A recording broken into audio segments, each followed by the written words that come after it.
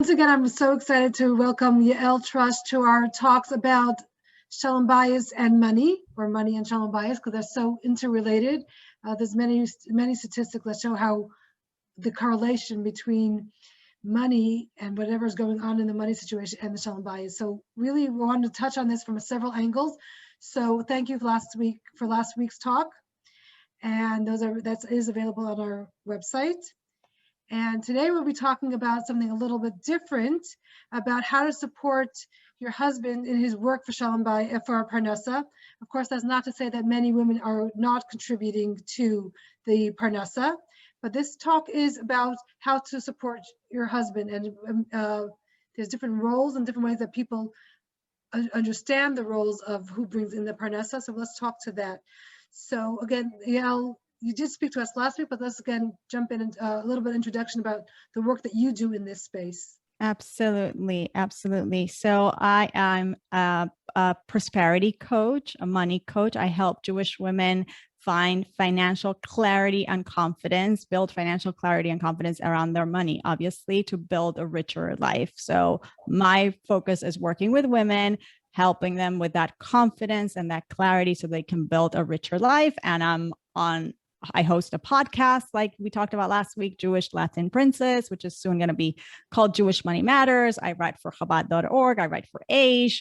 I have several online programs that I teach, and also my one-on-one coachees. And this is one of my favorite topics because, like you said, they're so interrelated, right? Money and marriage.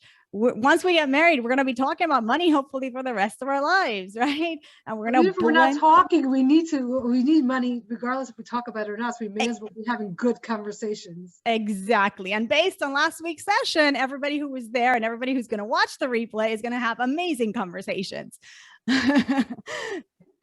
So today we'll be talking about how to support parnassah, how to support our husband in parnassah. And for those men who are watching, some of it may be in reverse, but some of it understand, but this is not really for the men. So let's go. So let's talk about what we are talking about and what we're not going to be talking about tonight. Mm-hmm.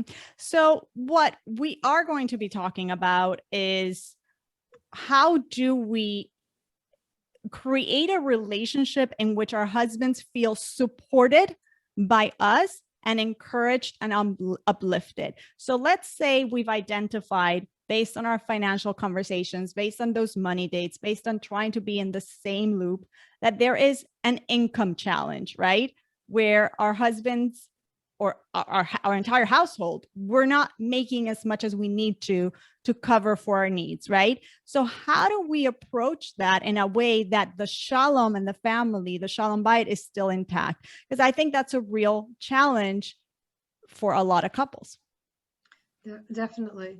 And there are many women understand through support, and sometimes they get it right, and sometimes they're a little off base. So can we talk a little bit about what works and why it works, and then maybe what doesn't work and why it doesn't work? I'll just raise my hand right now and say that I'm one of these women who didn't always get it right, and I still don't always get it right, right? I can tell you, if we go back to our conversation last week about our money stories, right? I grew up with a certain money story and paradigm about this Prince Charming who's going to take care of me for the rest of my life. And so once you get into a marriage and certain realities hit, and business has its ups and downs, right? And I realized about myself, my own personal situation, that I felt like my husband was doing something really wrong, right? Like if business was not going the way it was supposed to be according to plan, right? He's to blame. There's something wrong with this person. This person is not fulfilling a certain personal need that I have, right? We talked about that inner child that we have to heal and work through, right? So I'll be the first one to admit that this is when the real work has to happen. So what tends to happen, Devora, very often is that we talk about this in the absolutely wrong way. And what do I mean by that? I think like rule number one here for me, what I've learned and what I teach my students is stop telling him that he needs to make more money. Stop nagging. Stop nagging, right? he already knows it. You both know it. You've looked at the numbers. So we go again to this premise where we're looking to build us, right? This is a situation of us. But let's say that we are in a marriage where right now, for whatever reason, maybe we have little kids, maybe we've made a decision that we don't want to work. We're not the main breadwinner of the household, or maybe we don't bring any income, right? So maybe the whole burden falls on him, right? It's still us. This is still something that it's about us. So by us telling another person, even though we might think, oh, I'm just making suggestions on how he could be better and how he could improve, what often happens is that what they're hearing is criticism. What they're hearing is disappointment, right?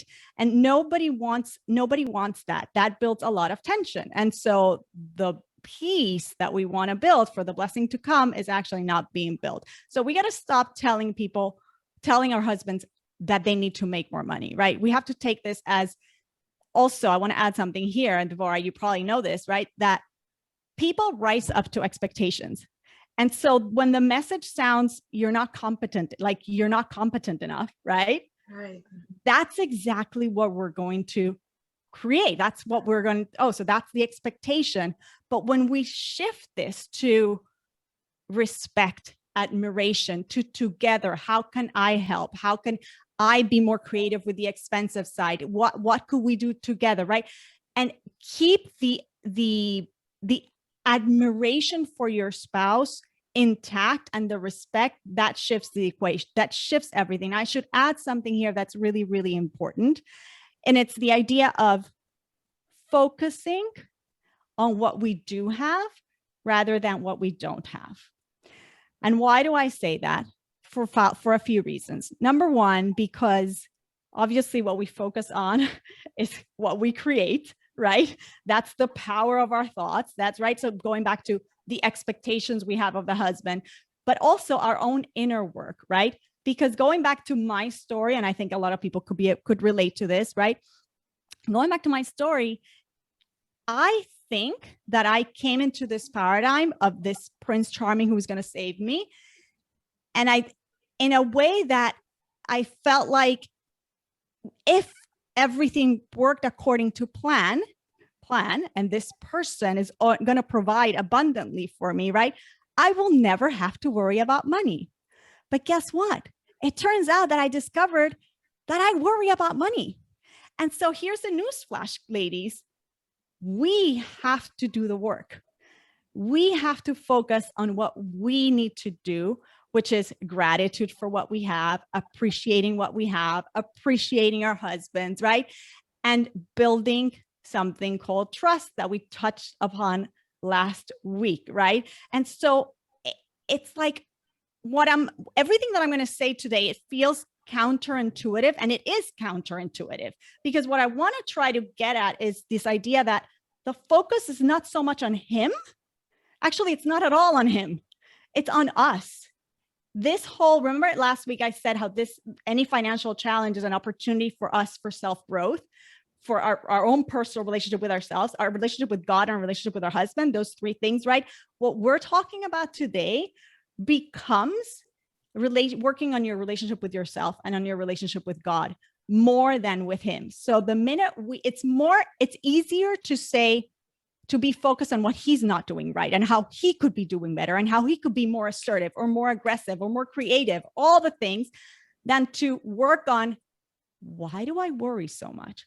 Where is that habituation of worry that, guess what? Even if he made more, I guarantee you that that's not going to solve the issue. I guarantee you that there is still something in the fundamental. So the fundamental of our finances always has to be that trust. So here's an incredible opportunity. Number one, we have to stop telling them that they need to make more money. Number two, we have to focus on what we actually have and make that appreciate what we really do have instead of worrying about everything that we don't have.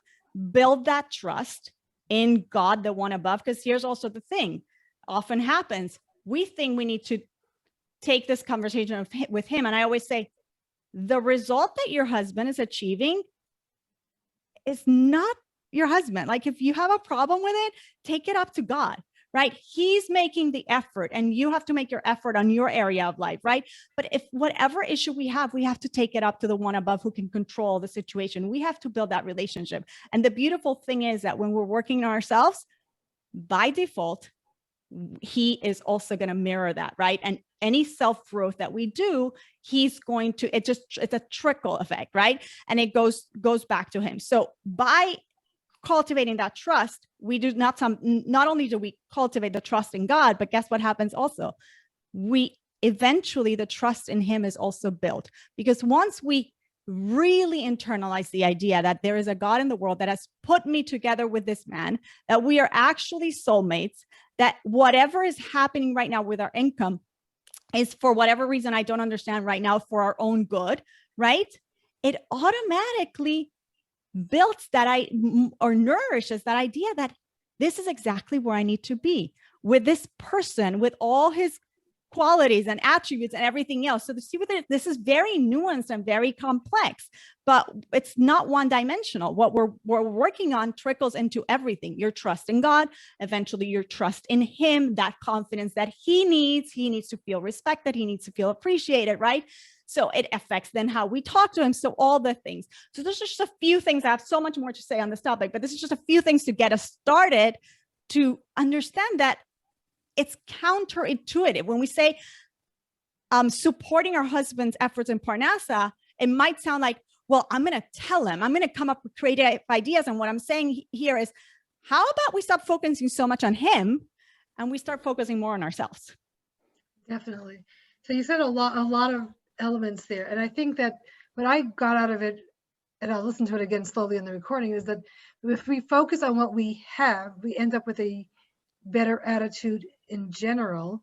And when we're in a better space, we end up talking to him and within ourselves, but this is on the talking to him part from a better place. People don't like to be nagged, not men, not women, not children, nobody. Exactly. And when we think less of them, or if they hear that we think less of them, then they're coming from a place of fear and not a place of creativity and not a place of confidence. Right. They're coming to defend themselves, right? Because they feel threatened now. So again, now it's not us, right? Now it's all of a sudden, it's not a partnership. All of a sudden it's adversarial, right? So how do we create this to be a marriage where there is safety? There is a space where we can talk about the financial situation without feeling criticized, right? Without feeling like the other person is going to put us down or is going to be critical and all the things. And again, like we said last week, it comes with practice. So the more we've been having these conversations, the better we get at it. I'm not expecting for any of us to now in one day become a master of the art of communication, but the idea is to really make this such an important priority in our marriage, because it affects every part of our marriage. So you mentioned about appreciating him. So of course it comes from appreciating from within, and many times our language follows the way we really feel. But sometimes it also can go from the way we speak, that it helps us have build it from within. Yeah. Do you have some ideas of language that can land well? And of course, the first few times it may not come out well, but do you have some ideas that, or some, maybe the flip, maybe some things that don't usually land well? Yeah, well, let's do the positive, right? And we get used to it, even let's give a scenario where, let's go to the business deal that did not go well, right? Your husband was expecting to close a transaction. It didn't go as planned, right? He's really disappointed because you were counting on that income, right? So we could say, well, he doesn't respect you. They tricked you. They this, they're that. Or we could say, you know what? It's all from God. You've done an amazing job. And I know the right opportunity is coming. And so what he hears is, oh my gosh, she's not desperate. She trusts in God. He doesn't hear the panic, right? Because when we come from that perspective, like, I know you've been trying so hard. It must be that God has another plan for us. See, it's us. I'm in it with you, right? There's nothing wrong with you that this went wrong. God didn't want it to happen, right? You're still my hero in the picture, right? Because we're in a partnership, because we're in a marriage with God. So that is all language that it's not saying this this is not what just happened. Yes, of course it's a bummer. It's a bummer, but I know that there's something great coming because you're amazing and God is amazing. And I believe in that. Right. And so we're with that language, we're strengthening our own trust. And there's an element of fake it till you make it, right? You got to practice trust day in and day out. And automatically we're bringing that consciousness into him. Like, oh, there's that bitachon work for him, but it's you, right? But just to say, so something that's slightly different is that we make money so that we can have the things that we need, but God has other ways of getting things to you. Absolutely. Like, you know, I mean, our house was destroyed by Sandy, and all of a sudden we got this insurance money. We have a whole new first floor. And oh my gosh. Parnassah. And I love that you say that example because this is part of what should become the regular lexicon in a marriage, right? Recognizing the incredible miracles and recognizing that we are never in charge of the how things happen. We work, we put the effort, we have a very clear why of why we're here to serve Hashem with all our talents, with all our capabilities, with all our opportunities and resources. But the how it's going to pan out, we don't know. We think it's with this client. And time again, my husband now just see it. How many times we thought it was from that deal. And all of a sudden, it's like you said, it's from an insurance thing, or it's from just left field, this client that we were never expecting, right? Or this transaction that we talked about it 10 years ago, right? And all of a sudden somebody said, and they're closing on the property or whatever it might be, right? And so you see, again, it's bringing that consciousness into the money conversations and reducing the panic and the attachment to the how this has to be this way. No. It's all good. There is, and you're an amazing person and we're in it together, right? And the encouragement part I would add to this is allow your husband to recognize those talents. You should see them and you should mention them, right? If your husband is an incredible financial person with an incredible brain for numbers, right? And that's just compliment freely. You know what I mean? Like sometimes we're so quick to point the negative. And it's like psychologists say, like one negative thing is going to destroy how many of the positive, right? So we do it with our children. We've trained ourselves, right, to speak positive. Well, the same with our spouses. And some people will say, well, he's a big boy, he can handle it. No, we're all human. We're all human. And just like you want to be appreciated, he wants to be appreciated. And on top of that, men in general, they need respect. That's like the air that they breathe. Yeah, but also to add to that, different men have different strengths. And if you think that the strength is only going to come from creativity, let's say, because that's possibly that it's your strength. Different strength, dependability is a huge strength. Huge. Creativity is a huge strength. So it can come from different places, and it may not have been the strength that you think is the way where money's going to come from, but everyone has strengths. That's how we're all created. God created us with strengths. Excellent point. Excellent point. And it goes back to the God decides how the money, and you might think, no, a person who's like my brother or my father, that's how the money comes. You have to be this type of business person, and you can't be. No. Who said you married this spouse with these strengths and these capabilities? That's the channel for his bracha. And I also found, like especially with younger men, younger husbands who don't have a lot of work experience, for young wives, they know their father or their father. They don't remember when their father was a newlywed and just starting out. So true.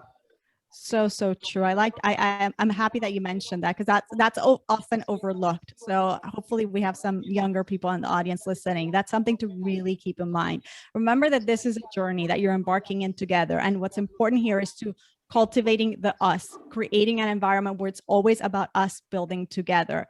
And so we're going to be in this journey together, and there's going to be ups and downs. What's the foundation going to be like, right?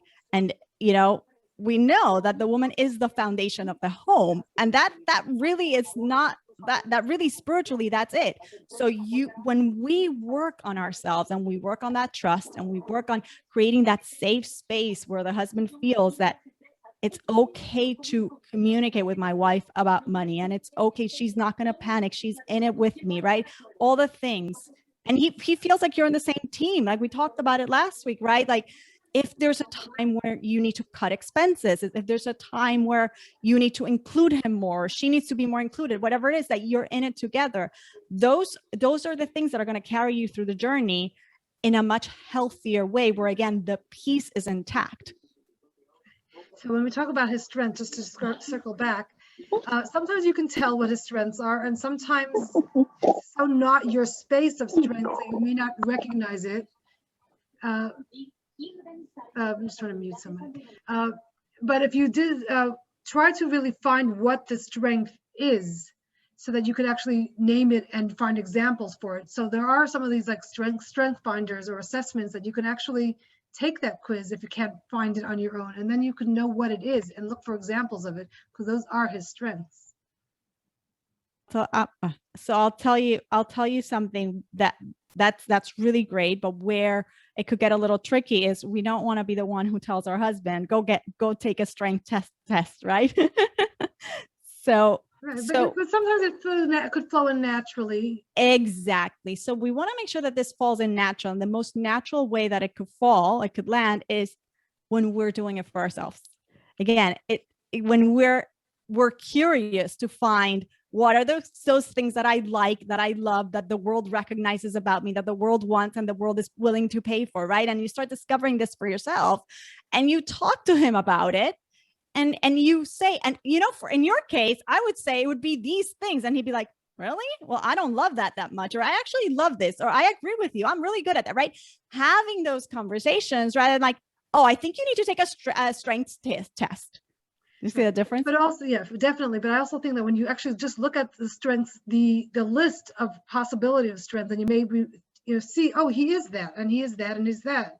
Yes. So you don't necessarily take the test, but just see a list of things so that it can help you trigger your thought about, oh, he's dependable, or he's creative, or he's good with numbers, or whatever it is. Just because sometimes it's hard when the whole wide world is open to our thinking, it makes it harder. But looking through a list of 50, you can say, oh, he's this, and this, and pull out examples. And you know what? Yeah. And you know what you just reminded me, which is something so critical to this conversation, is gratitude, right? It's expressing gratitude. Like sometimes we feel like, oh, well, what does he bring to the table, right? And if he's not bringing in enough money, and we're so stuck in that. But there's a lot of things that our spouses do for us, and for our well-being and for fulfillment. There is so much that goes into a marriage, right? And so you just reminded me, like focusing on cultivating that attitude of gratitude, where we actually sit and we think about all the amazing little things that we're grateful for, that there are so many things that we're grateful for. And yes, tell your spouse that you're so grateful that he took out the kids when you needed to rest, or that he schlepped to your mother's house to bring the soup, or that he took out the garbage. Like, cultivate that. It's a relationship, and it needs to be nourished, and this is how we nourish it. So be that wife who expresses the gratitude, and that, notice you are such a dependable person. You're so reliable. You're so creative, When we used to talk about with children is making your thinking visible. I think here too. I mean, we may think it, and we really are grateful I didn't have to take out the garbage into the snow. Okay, maybe you're from Texas, so you don't understand that, but it's a big deal. So we think it, but we sometimes don't say it. Yeah. And I think that there's a lot about making it visible. I love that. Watching the kids, the kids can watch you make it visible, and they can also just becoming more of an attitude of gratitude all around. Yes. So here you're helping yourself. You're helping your spouse. He feels supported because he's in a safe environment where he feels appreciated. Again, when we feel safe, when we feel appreciated, when we feel like all of us is accepted and is welcome here, we are more creative. We are in a better place, right? So that's how it works. It doesn't work by saying you need to go make more money, right? So let's talk about a little bit, like if you have an idea that you think that really would enhance a particular deal that he's working on, or you heard about a class that may, a little short course that may help him, should we bring it up? How might we bring it up? Great question. So I think yes, if the relationship has been nurtured in a way that these conversations are normal, and not if this is like something that we brought up because we want them to do this. So meaning my husband and I happen to have money dates, a lot, and we go out on dates anyway a lot, right? So we do happen to talk about self-growth a lot, right? Because we're both entrepreneurs, and so we've gotten used to talking about the ups and downs of the many businesses that he's had, right? And how we've coped through the years. So for me to bring up something, a course that I heard about, or an idea for somebody that he might contact for a real estate deal or whatever deal he's working on, it doesn't sound like nagging, and it doesn't sound like I don't trust him, right? Because there's a whole context. So I want to go back to, how do we start creating a relationship where there is that safe space, where we take time to talk about what interests us, about what's worrying us, about what we appreciate about each other, so that, yes, when you have those ideas, you can say them, obviously with a not an accusatory language in any way, or dismissive language, and they're welcome. So it's all about the culture from before, especially you have to have that culture so that you can bring up these things. Yes, exactly. And just to add to that short list before, is like to give feedback. If you, let's say you did hear and make a presentation, and you had some ideas of how it could have been even more effective. So you need to have the right culture before you can actually bring it up. And sometimes, many times. Yeah. Even if you have the culture, after the fact, you just need to be quiet. You just need to be quiet. Because again, you just have to remember, he did the best he could. And there is hashgacha, and there is a God in the world. And who says that the way you think he should have done it is really what's going to yield the result? No. Again, it's the ego gets in the way. We just have to be quiet, allow the person to sit with whatever result came out of their presentation or their meeting or whatever, and just be there for them without saying how it could have been better. What if he asks for feedback? Oh, what if he asks for feedback? Then we tread carefully. Then we really tread carefully, because sometimes people are asking for feedback and they're not ready, right? And if you realize they're not ready and it's getting into heated tension or not healthy, it's okay. It's like a money date. It's okay to say, you know what, this is like, let's talk about this later. Like, it's okay. I'm here to support you. It's all good. Like, it's going to be fine. Okay. I don't want you to take any of this the wrong way. And I'm sorry if it sounded the wrong way, like, that's okay. We could just know when to cut it short. Yeah. You can stop right in the middle of a sentence if you realize it's going the wrong way. Yep. Yeah. Yep. Say do over, but later. That's, So this question came in. There is this philosophy that allow him to take care of all the money, and then he'll realize that there needs to be more income, not to bring it up at all. Okay. I'm going to feel really strongly about this. Go ahead. Let's hear it. Okay. So this is two things. Okay. I'm not allow him to be in control of the money. And that way he'll realize, because I'm all for transparency. We've talked about this here. And in that transparency, yes, there are going to be mutually agreed upon tasks that we can each own, meaning you're responsible for them, but I'm still informed of what's going on. And if I needed to take over, I'm able to take them over, right? So that's where the transparency goes. And so with that, we have to allow the other person to own that part of the responsibility that it's been mutually agreed upon. Okay. And they will make mistakes. That's normal. Just like you will make mistakes in your side of the deal. Okay. But what I don't like about this approach is allow him to take over everything so that he'll realize, because now all of a sudden, again, where's the us? It's like, no. There's transparency. There's an us. We can realize it together, and we can help each other together, right? And again, just like he sees the numbers, you sees the numbers. We don't have to rub it in people's faces. Like, we know it. But the whole where I really struggle with this is the whole let him do it all, because that could lead to so many other problems. What we're trying to build is a unified fort where there is transparency, where everybody's empowered, and there can be and will be mutually agreed upon responsibilities based on strengths, based on time available, right? And that's okay, but it's mutually agreed upon. And there's always communication, constant communication. We're both in the loop. So I was saying about that attitude, I just, the whole idea of let him, just doesn't sound right. It's like, let him see that he's failing. Let him, like, just doesn't sound Yes. right. Yeah. Yeah, it's not what we're going for, guys. It's not what we're going for. We're going for a team. We're not going for adversarial. Well, if only he did this, he would realize it's not he and me, he and I, it's us. Well, the other thing is that if he doesn't do well with it, and if it may sink to very hard, and it's much harder to pull out, even if it's together. So it's like this.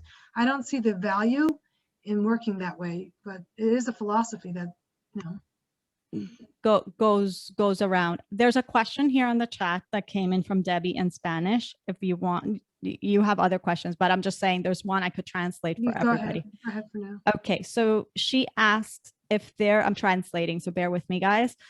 Is there a way to manage money, quote unquote, perfectly, meaning is it better than the husband provide or that they both provide? Okay.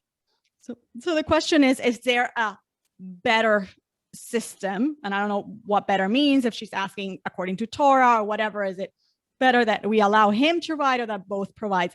I think here on okay, so that's what she means. Okay, I think that this is something that works within the marriage and during the whole journey of marriage. Okay, I don't think here there is a right or wrong flat out answer for every couple, but something that you are meant to develop on your own, Debbie. I think that there are going to be stages in your marriage where one of you is going to be bringing in more money and be more involved in bringing the money. And there's going to be stages when the other one is, and there's going to be stages where perhaps both of you are. Okay. And that's part of the journey. So I don't think there's one perfect way. I think it goes back to those values and what kind of life do we want to build together and how do we get there? And I also want to actually touch upon something that's really important here, that our mission in life is not to pursue the money, right? We are here to serve our Creator with all of our talents and all of our resources, internal and external. And the money comes as a result of that. So that might mean that at some point you're both developing in that area and you're both bringing in money, and that's fine. There might be other times in your marriage where one of you is more focused on the children than the other one, and that's also fine. Okay. So there's no perfect system. I think it's something that needs to be, again, in an environment where communication is always open and we're focusing on our values and we're creating financial objectives based on values. All of this starts falling into place. So I hope that helps, Debbie. That's very important. Yael, a question that came in. My husband has all these crazy ideas to make money. So far, none have panned out. How do I tell him that? Or in other words, what do I do when he has ideas that I think will not work out successfully? I feel that question. Honestly, I feel that question because when you're married to an entrepreneur, this is kind of the roller coaster that you're up against. And I want to go back, and people are not going to like me for this. I want to go back to here. The onus is on you. The onus is on you to strengthen your ability to manage the roller coaster, strengthen your ability to weather the storm. The only way that we can in life is through trusting God. And the more you do that, the more he will feel your trust in him, and he will trust his Creator too. So I know I'm not telling to you what you probably want to hear, which is, well, how do I get him to buy into my ideas and my suggestions? And that's because I can't tell you that, because that would be irresponsible. I need people to understand that that's not the real issue. The real issue is not about whether he buys into my ideas or not. The real issue is, what do I have to do to strengthen my trust so that I can see that whether his ideas panned out or not has nothing to do with him and has to do more with the Creator. And so all I can do is support him in his effort, which is what he is responsible for. So as long as I can support him in his effort, and the only way I can do that is by me being tranquil, by my bitachon being strong, right? And my trust that he is the person I'm meant to be with in my life, then I can be enthusiastic about this marriage. Then I could be supportive. And then that will trickle into his efforts. Make sense? Nuanced, complicated. It's not simple. But we got to get this, guys. We got to get it. Okay, important. Next question. It's been a long time since my husband asked for a raise. He wants one, but he's nervous to ask. What can I say to encourage him? Amazing, amazing, amazing. We've been in this one too. So here's the reminder for both of you, for yourself and your husband. And you're going to say it as using you as the example, right? You're going to share with him how you know that whatever raise he gets is not the responsibility of the manager across from him. It's not his boss and his manager is not responsible for that. And once he hears that you get that, he will start getting it. And that's what he needs. That's really what he needs. What he needs is to sit in that meeting and negotiate, right? That's what God has told me. You work in the natural order of things, and we have an order where at some point in our business careers, we have to actually negotiate. But you don't go and negotiate thinking that that person at the opposite end of the table is responsible for your salary increase. If God wants him to have that money, that bonus or that salary increase, he will send it in any which way. There are millions and millions of ways in which God can send the money. The problem is we think the money is going to come from that negotiation. So again, that's why I'm saying this is a lot more complex. So what we have to share with our husband is our enthusiasm for the fact that he's going to go do what he's supposed to do, which is negotiate, and remind him, by the way, you're going to do so great. Remember, God is in charge. If you whatever happens from this, it's all good because it's all from God. Go do it. Go do your best. And just remember, you're not talking to the person across from you. Like you're doing the natural process. I shouldn't say you're not talking. You're doing the natural process, but I'm with you no matter what, right? That's all they want to hear. They want to know. They want to make us happy. They want to be in this union. They want to feel that this union is intact, that money is not something that's going to come and threaten this union that they entered with. And so that's what we're looking for. Just to build on that, though, sometimes people are afraid to go into that office. They're afraid maybe that they're not doing such a good job, or for a million reasons why they're afraid. They don't want to start the conversation with their boss and hear that, you're lucky you even have this job. So they may not want to go in. So while, yes, of course, the end of the result of the conversation is whatever Hashem has planned, but there's perhaps a better way to go into the conversation so that either with confidence or a better choice of words, and that may be what they're afraid of. So yeah, good point. So here's going back to, we can't make people change. We can't make people do, right? We have to allow the natural process. And by us being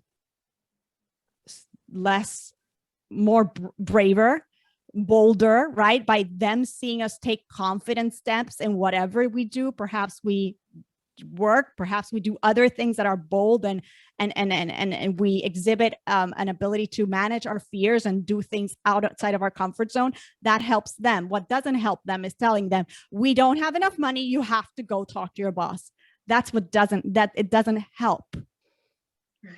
So that definitely doesn't help, but not having the conversation, very few bosses are going to say, hey, you haven't asked me for a raise in the last 3 years.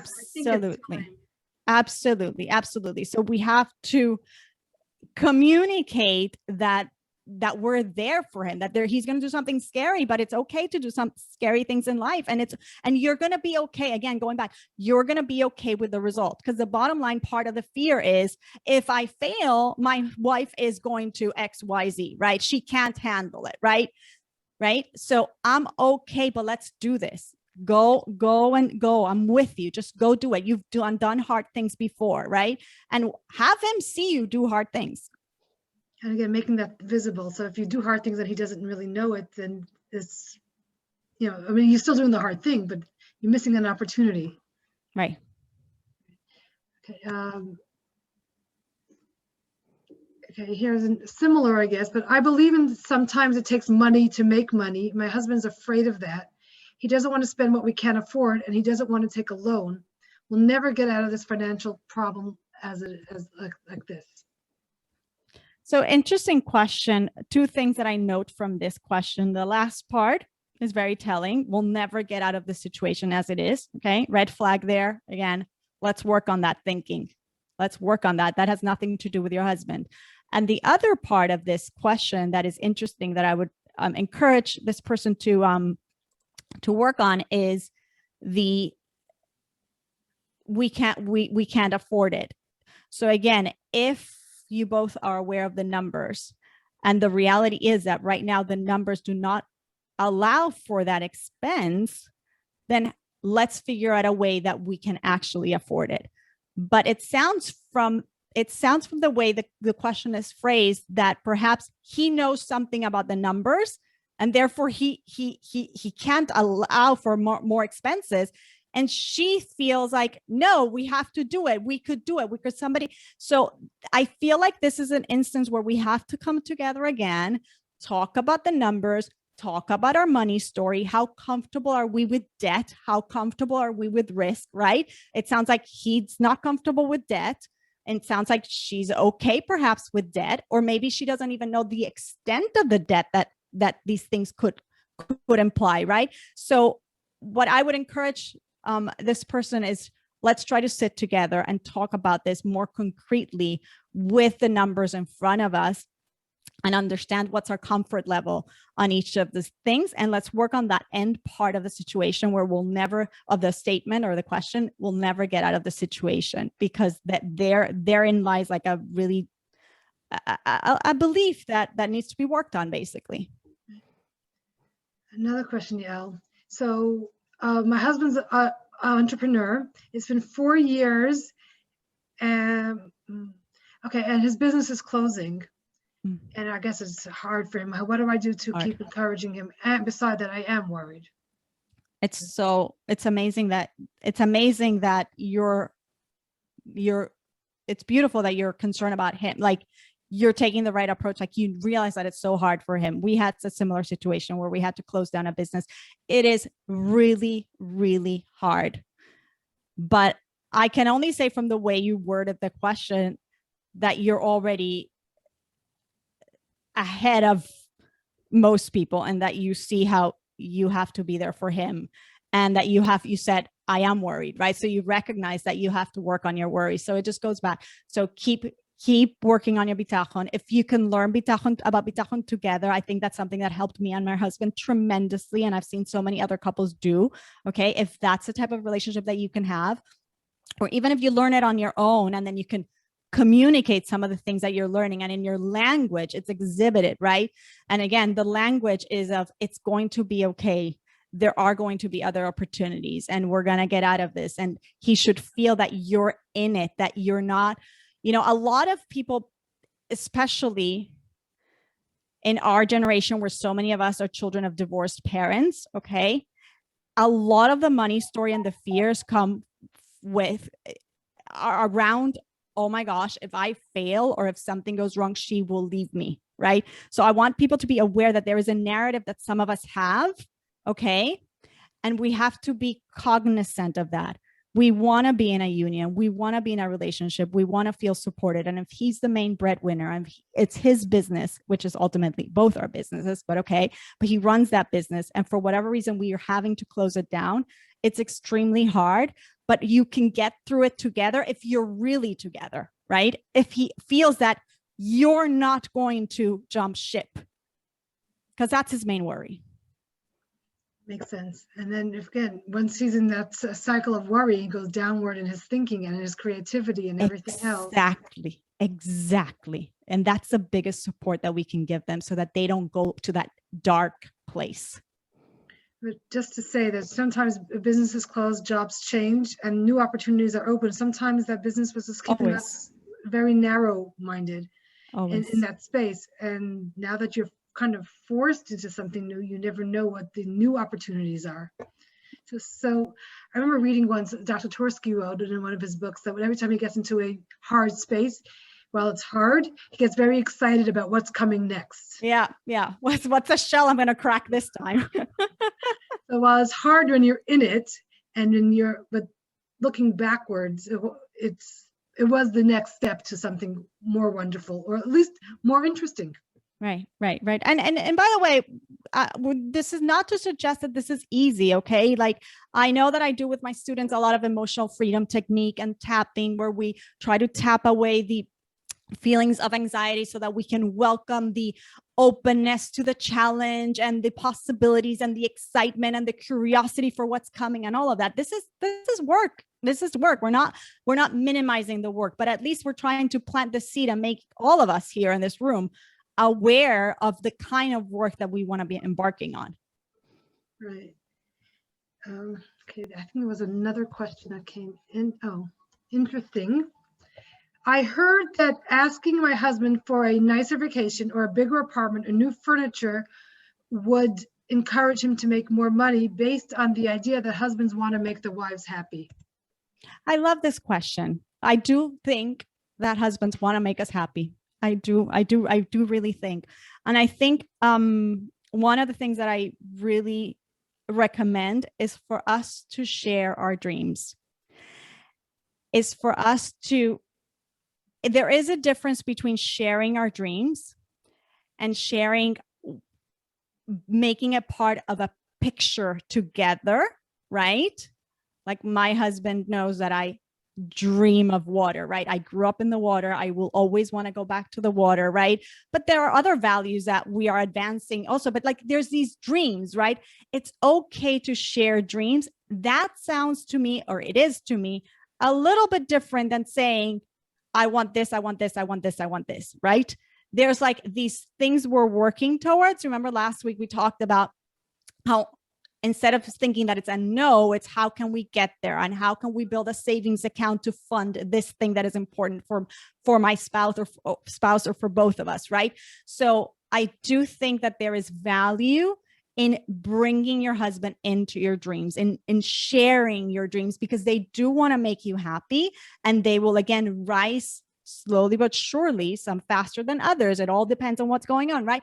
To that expectation of, you're part of this dream. I'm making this happen for you, but it has to be together. I shouldn't even say for you, with you, right? That's what we're going for. So I think there's a subtle difference between saying all the things that we want and allowing our husbands to know our dreams are, and involving them in that, making them a part of that, not in a way that you, Prince Charming, need to deliver this checklist, but this is what I would love to build. And by the way, his dreams also, again, it should be a safe space where these things, we can both talk about them.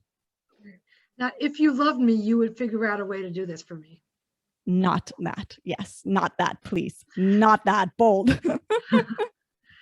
I think there's one, there's one other question, then there's a really important question. Hold on. Is it helpful to tell him the impact of his action or inaction is having on you or on the family? Like basically letting him know that how worried you are. Letting him know. I didn't hear that. Letting him know how worried you are, or how it's making you sick to your stomach with the worry. Is that because on the one hand you're being transparent, on the other hand I don't see how that's helpful. I'm with you on this one, Devora. Again, we have to work on ourselves. We have to work on ourselves. If God puts us this opportunity to be married to this person, and puts us this challenge with this opportunity, it's on us. We have to work on ourselves. I don't think there's much benefit in because they have their own worry, their own struggle, right? They also have to strengthen that for themselves. So we don't need to add to that. They know the numbers. So how can we be supportive? And adding the worry and the anxiety and the panic is not, it's not helpful. If you need to talk it through, there's lots of other people, almost anybody but your spouse. Yeah. And probably not your parents either. Yeah. Oh, no. Let's talk to God. Let's talk to a mashpia, a mentor, right? Let's open a safer. Let's say something to him, like there's other things that we can do to strengthen ourselves, and then we will be strengthening them. But expressing that worry only makes them go down instead of up. Okay. So this last question that came in is to unmarried women or to very newlywed women. How do they start a healthy space around? We spoke last time about how to have conversation, but how to encourage him to make parnassah, or especially when some people come in without parnassah, they go into kollel or whatever. So how do we get them on the right track to getting a parnassah? Well, first of all, I love that we're already thinking about starting early. I actually have a couple, they just got married last week and they already want to meet with me. I think it's the most adorable thing, right? Like this is exactly what we want, right? So yes, I would encourage this person just married, invite your spouse on a money date. And again, you can listen to the replay of last week of how we were not going to just talk about like the numbers right away, but let's just start talking about our values. Let's talk about our family history, about all those important things. Let's start setting the stage for this becomes something that we can talk about, and make sure that then we're going to talk about numbers and all the things. Let's start making this normalizing talking about money, normalizing understanding that there will be feelings that we all have very strongly, and that we're going to respect each other, and we're going to individually work through that. But that we're going to make this a normal part of our marriage for growth and not for the opposite.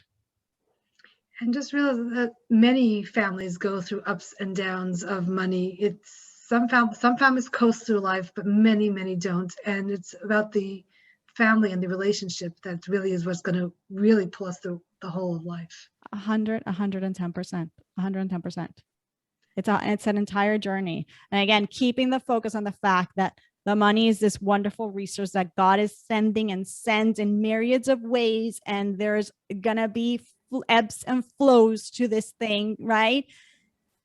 And being okay with that together, right? Again, we're together in this. It's okay. I appreciate you and this relationship for so much more than just the finances, just the money. It's not about that, right?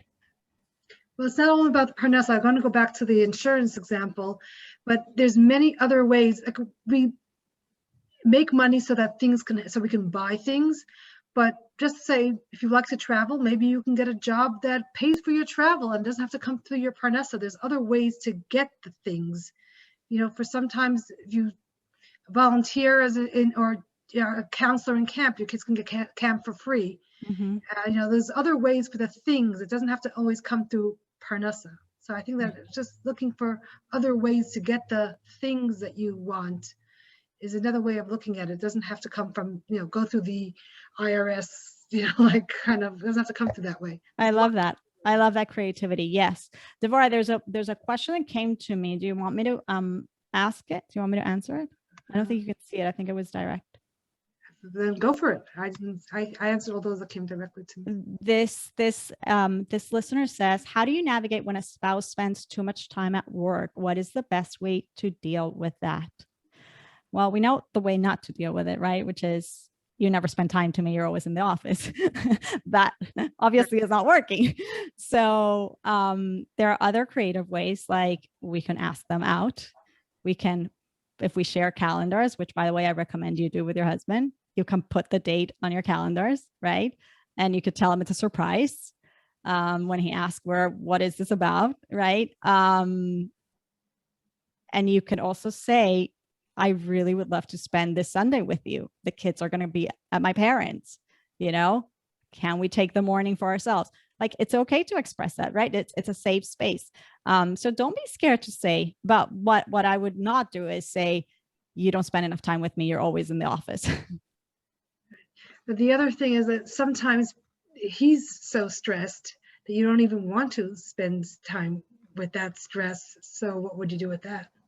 Right. So that's where, when we do get them to go out, we can set the environment so that he can actually disconnect, right? So that's where a little bit of the creativity comes in, where we can plan an outing that is kind of not conducive to being checking your cell phone all the time, for example, right? So we have to, we have to use our creativity as women here very often, guys, but we have to plan these things. We can't just expect it to, if they're really career driven and they're really doing amazing things and all the things, and you are being an incredibly supportive wife, you're going to still have to be creative and trying to carve time out of his day or days for you, and share it. Okay, I think we'll take this as our last question. Okay. If he gets you a present, are you shaming him by asking how much it costs? This is not quite on our topic, but the question is there. If he gets you a present, are you shaming him by asking him how much it costs? So I want to talk about this as with the issue of receiving. I think we have to learn to receive, and it's not really our topic. We could spend a lot more time talking about how to receive, and it's something that a lot of people we need work on. Okay, because I don't think it's about shaming. I think it just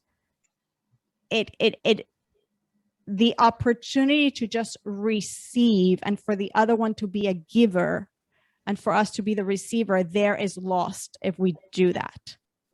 So I would tread very carefully. So it's not so much about the shame, it's about that energy of receiving, giving, and receiving. Okay. And yes, in your money dates, you could later on have conversations about the budget and the spending and all that. But in the moment, I would really, really stay away from asking how much that costs, and just allow yourself, please, to receive happily. If there is a spending issue at large in the marriage, that's something that we need to address. Yes. And it's a separate thing. But in that moment, let's just not go there yet.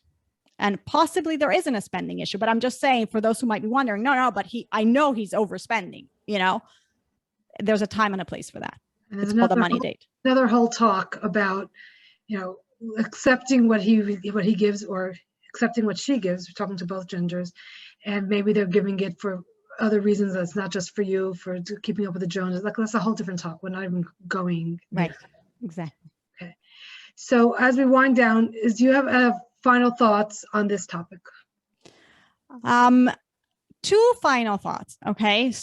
Two things that I want us to keep front and center. When the Torah tells us that we're an Eitzer Connecto, that we're a helpmate opposite him, we're a helpmate. And yes, there is room for the opposite me, right? There is room for us to go against our husband, meaning guide him if we see he's breaking something in his relationship between man and man, or relationship between him and God, right?